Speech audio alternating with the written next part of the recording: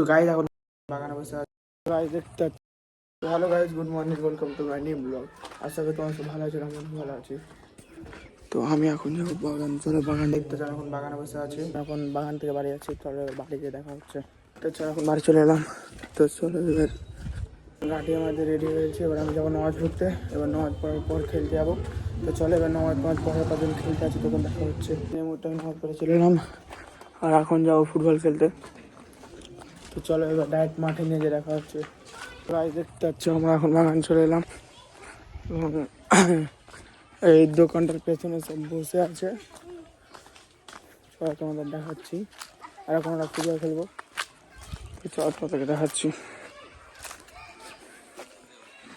তো গাইজ এখন খাওয়াটা কমপ্লিট হলো, এবং যখন কাকির বাড়ি যাচ্ছি তখন দেখা হচ্ছে।